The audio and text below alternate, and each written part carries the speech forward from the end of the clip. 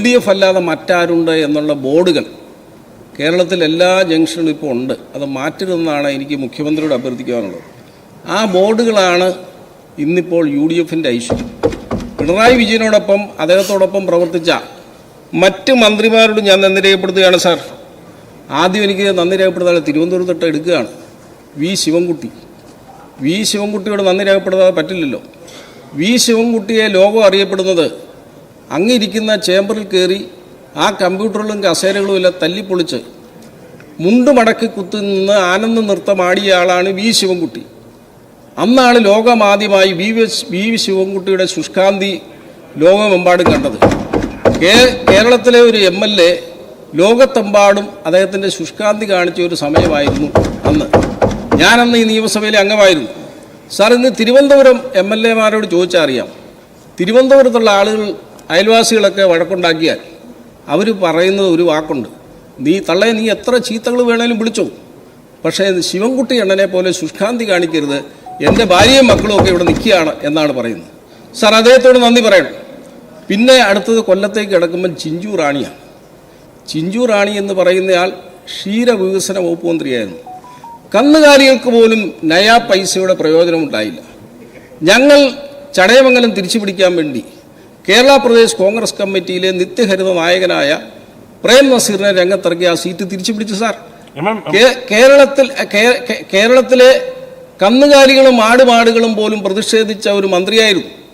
ചിഞ്ചു റാണിയെ വിജയിപ്പിക്കണമേ എന്ന് പറഞ്ഞുകൊണ്ട് തെരഞ്ഞെടുപ്പ് കാലത്ത് മൈക്ക് അനൗൺസ്മെന്റ് നടന്നപ്പോൾ കൂട്ടിക്കിടക്കുന്ന ആടുകൾ പോലും ചെയ്യരുതേ എന്നാണ് സാർ കരഞ്ഞുകൊണ്ടിരുന്നത്. കാരണം ഈ പിണറായി വിജയൻ സർക്കാരിനെതിരെ മൃഗങ്ങൾ പോലും ഇത്രമാത്രം പ്രതികരിച്ച ഒരു തെരഞ്ഞെടുപ്പ് ഈ കഴിഞ്ഞ തെരഞ്ഞെടുപ്പാണ് സാർ. അടുത്ത കാലത്ത്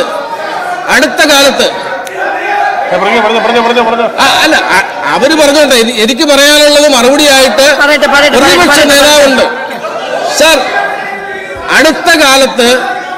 അടുത്തതായിട്ട് Shri KB Ganesh Kumar sir. KB Ganesh കുമാറാണ്. അദ്ദേഹത്തോട് നന്ദി പറയാതിരിക്കാൻ പറ്റില്ല.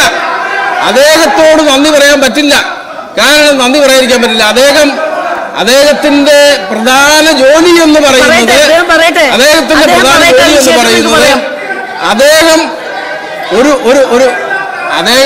മന്ത്രിപ്പണി എന്ന് പറയുന്നത് അദ്ദേഹത്തിന്റെ പാർട്ടിയും പണിയായിരുന്നു. അദ്ദേഹം കത്ത് തയ്യാറാക്കി കൊടുക്കുന്ന ഒരു വിദഗ്ധനായിരുന്നു. ഉമ്മൻചാണ്ടി സാറിനെതിരെ വ്യാജ കത്ത് റെഡിയാക്കി കൊടുത്ത ആളാണ് KB ഗണേഷ് കുമാർ. അദ്ദേഹം ഇപ്പോൾ തോൽവിയൊക്കെ ഏറ്റതിന് ശേഷം അദ്ദേഹം ഒരു ആത്മകഥ എഴുതുകയാണെന്നാണ് ഞാൻ അറിഞ്ഞത്. മന്ത്രിപ്പണി എനിക്ക് പാർട്ട് ടൈം പണിയായിരുന്നു എന്നുള്ളതാണ് അദ്ദേഹത്തിൻ്റെ ആത്മകഥയുടെ പേര് എന്നാണ് അദ്ദേഹത്തിൻ്റെ അടുത്ത ആളുകൾ പറഞ്ഞത്. സാർ, അദ്ദേഹം ഇന്ദിരാ ഗ്യാരണ്ടി പ്രഖ്യാപിച്ചപ്പോൾ ആദ്യമേ അദ്ദേഹം എതിർത്തു. ഇന്ദിരാ ഗ്യാരണ്ടിയിൽ സ്ത്രീകൾക്ക് KSRTC ബസ്സിൽ സൗജന്യ യാത്ര. അദ്ദേഹം എന്തിനാ എതിർക്കുന്നത്? അന്ന് ഗതാഗത വകുപ്പ് മന്ത്രിയായിരുന്നു. അത് UDF സർക്കാർ വന്നു കഴിയുമ്പോൾ നടപ്പിലാക്കേണ്ട ഒരു പദ്ധതിയല്ലേ. അതിന് ഇദ്ദേഹം എന്തിനാ എതിർക്കുന്നത്? അദ്ദേഹത്തിൻ്റെ 5000-ലെ 4998 പേര് ആ ബസ്സിൽ കയറുമെന്നുള്ള പേടി കൊണ്ടാണ് അദ്ദേഹം അന്ന് എതിർത്തത് എന്ന് എനിക്ക് മനസ്സിലാക്കാൻ കഴിയുന്നുണ്ട് സാർ. അദ്ദേഹത്തോടും ഈ സർക്കാരിനെ അധികാരത്തിൽ കൊണ്ടുവന്ന് നന്ദി രേഖപ്പെടുത്തുകയാണ് സാർ. പിന്നെയുള്ളത് VN വാസവനാണ്. VN വാസവൻ എന്ന് പറയുന്ന മന്ത്രി സാർ, സ്വർണം കെട്ടത് ആരപ്പ, സഖാക്കളാണ് അയ്യപ്പ എന്നുള്ളത് സഖാക്കന്മാരുടെ ഫോണുകളിൽ പോലും ഇപ്പോൾ റിംഗ് ടൂണാണ്. ഈ VN വാസവൻ എങ്ങനെ ജയിക്കുമോ സാർ? പിന്നെ കടകംപള്ളി സുരേന്ദ്രൻ, അതേ പോട്ടെ, ഞാനിപ്പോൾ അദ്ദേഹം മന്ത്രിയായിരുന്നില്ല സാർ. അയ്യപ്പൻ എന്ന് പറയുന്ന ആ ദൈവത്തിൻ്റെ സ്വർണം അയ്യപ്പൻ ആദ്യമൊക്കെ ക്ഷമിക്കും. ആചാരം എങ്ങനെ നടത്തിയപ്പോൾ അദ്ദേഹം ക്ഷമിച്ചു. ഇപ്പം നമ്മളാണെങ്കിലും നമ്മളോടൊരു ശത്രു വന്ന് എന്തെങ്കിലും ചെയ്തു കഴിഞ്ഞാൽ ആദ്യവും രണ്ടാമതും ഒക്കെ ക്ഷമിക്കും. പക്ഷേ അദ്ദേഹത്തിൻ്റെ സ്വർണം വരെ മോഷ്ടിച്ചു പോയ സഖാവ് വാസവനെ ഇനി നിയമസഭ കാണിക്കണ്ട എന്ന് ജനം തീരുമാനിച്ചു. അങ്ങനെയാണ് സാർ സഖാവ് വാസവൻ ഇപ്പോൾ ഇതിരിക്കുന്നത് സാർ. അതിനു മുമ്പ് വീണ ജോർജ് ഉണ്ട് സാർ. വീണ ജോർജ് പത്തനംതിട്ടയിൽ നിന്ന് വീണ ജോർജ് എന്ന് പറയുന്ന മന്ത്രി അവരോട് എത്ര നന്ദി പറഞ്ഞാലും മതിയാവില്ല. കാരണം എന്താണെന്ന് ചോദിച്ചു കഴിഞ്ഞാൽ അവരെക്കുറിച്ചൊരു സിനിമ എടുക്കാൻ തീരുമാനിച്ചിരിക്കുകയാണ്. ഫ്രം വെന്റിലേറ്റർ ടു ഹോം എന്നാണ് ഈ സിനിമയുടെ ഇതിവൃത്തമായിട്ടുള്ളത്. കാരണം ലോകത്താദ്യമായി വെന്റിലേറ്ററിൽ നിന്നും ഡിസ്ചാർജ് ചെയ്ത് വീട്ടിലേക്ക് പോയ ആദ്യത്തെ ആളാണ്. ട്രംപിന് പോലും അങ്ങനെ സംഭവിച്ചിട്ടില്ല. അപ്പൊ ഏതായാലും അവരെ അഭിനയിക്കാൻ കിട്ടിയാൽ ആ പടത്തിന് അവാർഡ് കിട്ടുമെന്നുള്ള പ്രതീക്ഷയിലാണ് ശ്രമിച്ചുകൊണ്ടിരിക്കുന്നത്. പിന്നെയുള്ളത് റോഷി അഗസ്റ്റിനാണ്, കേരള കോൺഗ്രസിൻ്റെ നേതാവ്. മാണി സാർ സ്വർഗലോകത്തിരുന്നുകൊണ്ട് സന്തോഷിക്കുന്നുണ്ടാകും സാർ. കാരണം എന്തെന്ന് ചോദിച്ചു കഴിഞ്ഞാൽ, ഈ കോഴമാണി എന്ന് പറഞ്ഞുകൊണ്ട് ഈ സഭയിൽ കയറി നിന്ന് അങ്ങിരിക്കുന്ന കസേര വരെ തല്ലിപ്പൊളിച്ച, അവരോടൊപ്പം ചിക്കൻ ബിരിയാണിയും കഴിച്ച് 5 വർഷക്കാലം സുഖജീവിതം നയിച്ച ആളാണ് റോഷി അഗസ്റ്റിൻ. പാവം ആ ജോസ് കെ മാണിയെ പോലും തെറ്റിദ്ധരിപ്പിച്ച് ഒരു പരുവത്തിലാക്കി നിൽക്കുകയാണ്.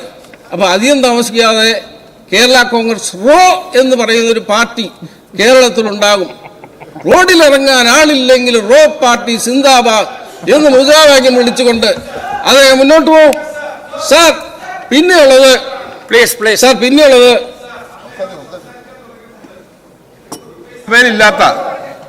ഈ സഭയിലില്ലാത്ത മുൻ മന്ത്രിമാർ ശ്രീമതി ചിഞ്ചുറാണിയെ പറ്റി പറഞ്ഞു, ശ്രീ വാസവനെ പറ്റി പറഞ്ഞു, ഇപ്പോൾ സാർ അന്തരിച്ച കെ എം മാണി സാറിനെ പറ്റി, സാർ റോഷി അഗസ്റ്റിനെ പറ്റി ഇല്ലാത്ത കാര്യങ്ങൾ ആളുകളെ പറ്റി പറയുക, അത് പറയുന്നത് ശരിയാണോ? നോക്കാം, ഞാൻ പരിശോധിക്കാം സാർ. അങ്ങനെ പറയുന്നത് ശരിയല്ല. പരിശോധിക്കാം. അവരിവിടെ വന്നിട്ട് റെപ്രസെന്റ് ചെയ്യാൻ പറ്റുമോ സാർ? ഇല്ല. അവരിവിടെ വന്ന് തിരിച്ചു പറയാൻ പറ്റും സാർ? സാർ അദ്ദേഹം പഴയ മെമ്പറാണ്. അദ്ദേഹം പ്രേം നസീറിനെ പോലെ പണ്ട് തൊട്ടേ ഒരേ പ്രായമായിട്ടിരിക്കുന്ന MM നസീറിനെ പറഞ്ഞതിൽ എനിക്ക് വിഷമമില്ല. അത് അദ്ദേഹം കൊണ്ട് പറയാം. പക്ഷേ ഇവിടെ ഇല്ലാത്തവരെ പറ്റി ഒന്നും അങ്ങനെ പറയരുത് സാർ. പരിശോധിക്കാം. നന്ദിയാണ് അവരെ കുറിച്ച് പറഞ്ഞത്. അടുത്ത് പറയാൻ പോകുന്നത് ഞാൻ MLA ആയ എറണാകുളം നിയോജകമണ്ഡലത്തിലെ P. രാജീവിനെ കുറിച്ച്. അദ്ദേഹം ഇതുവരെ തോൽവിയെ സമ്മതിച്ചിട്ടില്ല സാർ. അദ്ദേഹത്തോട് പത്രക്കാർ ചോദിച്ചു, ഈ തെരഞ്ഞെടുപ്പിൽ എന്താണ് സംഭവിച്ചത്? ആഗോളതലത്തിലുണ്ടായ ചില മാറ്റങ്ങളുടെ അടിസ്ഥാനത്തിൽ വന്ന വ്യതിചലനങ്ങളുടെ ഭാഗമായി ഉണ്ടായ ഉരുത്തിരിഞ്ഞു വന്ന ചില മാറ്റങ്ങളായിട്ടേ ഇതിനെ കാണാൻ കഴിയുള്ളൂ പറഞ്ഞത്. വീണ്ടും അദ്ദേഹത്തോട് പത്രക്കാർ ചോദിച്ചപ്പോൾ ഹോർമീസ് കടലിടുക്കിനിടയിലൂടെ വന്ന അന്തർവാഹിനിയിൽ നിന്ന് ഒലിച്ചു വന്ന ലാവയിലൂടെ പ്രവഹിച്ച ചില മാറ്റങ്ങളാണിതെല്ലാം എന്ന് അദ്ദേഹം പറഞ്ഞു. അപ്പൊ വീണ്ടും പത്രക്കാർ ചോദിച്ചു, ഈ കളമശ്ശേരിയിൽ എന്തുണ്ടായി എന്ന് ചോദിച്ചപ്പോൾ ആ കളമശ്ശേരിയിൽ എന്തുണ്ടായെന്ന് ചോദിച്ചാൽ പറഞ്ഞു, തോറ്റിട്ട് ജയിക്കുകയും ജയിച്ചിട്ട് തോക്കുകയും ചെയ്യുന്ന ചില പ്രതിഭാസത്തിന്റെ അടിസ്ഥാനത്തിൽ റിട്ടേണിംഗ് ഓഫീസർ കൊടുത്ത ഒരു സർട്ടിഫിക്കറ്റിന്റെ സാങ്കേതികമായ അടിസ്ഥാനത്തിൽ ചില മാറ്റങ്ങൾ സംഭവിച്ചതായിട്ടേ പറയാൻ. സാർ, ഇദ്ദേഹം ജയിച്ചു വന്ന പ്രതിപക്ഷ നേതാവിന്റെ കസേരയിൽ നിന്ന് അങ്ങ് എന്ത് ചെയ്യുമായിരുന്നു?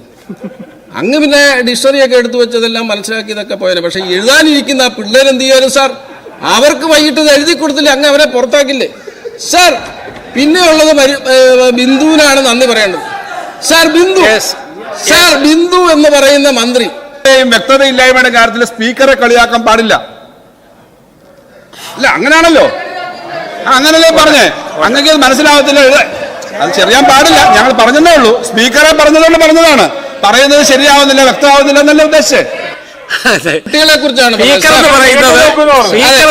ക്ഷമയുടെ കേന്ദ്രമായിരിക്കണം.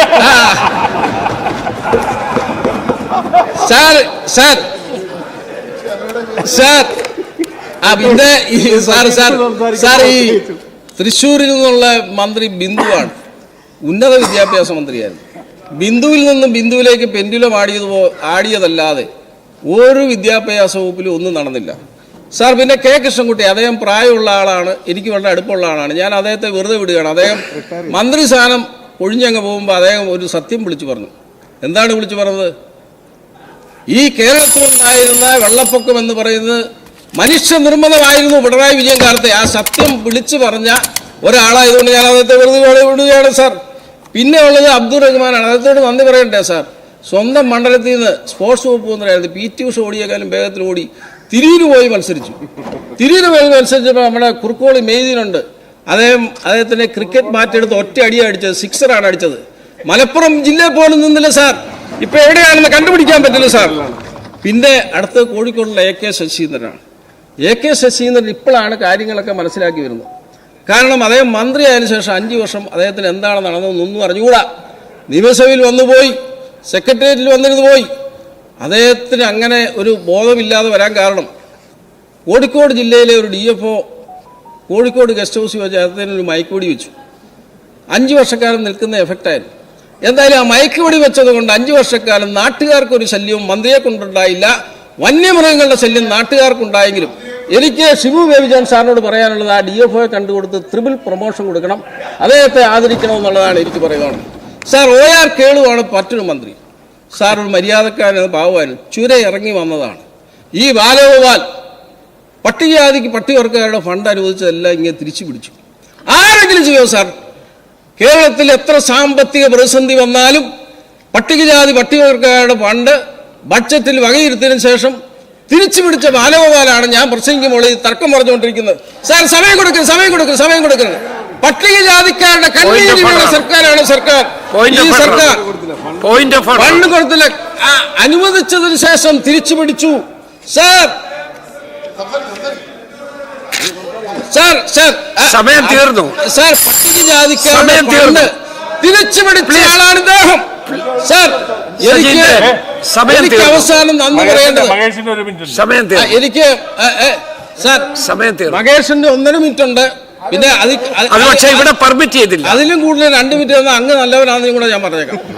പിന്നെ സാർ അതൊരു കൈക്കൂലി പോലെയാവും. അത് വേണ്ട.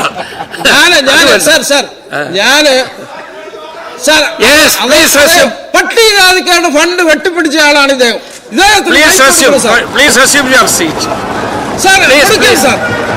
ഒരു കാരണവശാലും കൊടുക്കരുത്. സമയായി സാർ അടുത്ത പ്രതിപക്ഷ നേതാവിന് സംസാരിക്കാനുള്ളതാണ്. Please resume your seat. സമയായി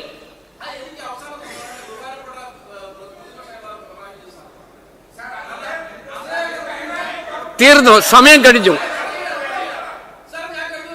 2 മിനിറ്റോളം കൂടുതലായി. 2 മിനിറ്റിലധികം കൂടുതലായി. ഇത് കൺക്ലൂഡ് ചെയ്യാനായിട്ട് മൈക്കൊന്ന് കൊടുക്കൂ. കൺക്ലൂഡ് ചെയ്യട്ടെ. ഞാൻ കഴിഞ്ഞ ദിവസമേ കൺക്ലൂഡ് ചെയ്യും. കഴിഞ്ഞ ദിവസം ഞാൻ എറണാകുളത്തും തിരുവനന്തപുരത്തേക്ക് പോരുമ്പോൾ ഒരു യാത്രക്കാരൻ എന്നോട് ചോദിച്ചു, നിങ്ങൾ എവിടെ പോകുന്നു, നിങ്ങളെ കണ്ടുപരിചയമുണ്ട്. ഞാൻ പറഞ്ഞു, ഞാൻ ഇന്നയാളാന്ന് പറഞ്ഞു. അപ്പം അദ്ദേഹം കണ്ണൂരിൽ നിന്ന് വരികയാണ്. അപ്പം അദ്ദേഹം പറഞ്ഞു, ഞങ്ങളുടെ നേതാവ് പിണറായി വിജയനാണ്, ഞാനൊരു ജ്യോത്സ്യരാന്ന് പറഞ്ഞു. നിങ്ങൾക്ക് അദ്ദേഹത്തെ ഒരു പുല്ലും ചെയ്യാൻ പറ്റില്ല. ഞാൻ പറഞ്ഞു, ആയിക്കോട്ടെ. അദ്ദേഹം ഏത് പോസ്റ്റിലിരുന്നാലും 10 വർഷക്കാലത്തിലധികം ഇരിക്കും. അതായത് പാർട്ടി സെക്രട്ടറിയായി 17 വർഷം ഇരുന്നു, മുഖ്യമന്ത്രിയായി 10 വർഷം ഇരുന്നു. ഇനി പ്രതിപക്ഷ നേതാവായിട്ടും നിങ്ങൾക്ക് അദ്ദേഹത്തെ ഒരു പുല്ലും ചെയ്യാൻ കഴിയില്ല. ബാലഗോപാൽ അത് കണ്ട് ആഗ്രഹിക്കും 10 വർഷക്കാലം അദ്ദേഹം ഇരിക്കും. സാർ, എനിക്കൊരു കാര്യം കൂടെ പറയാനുണ്ട്.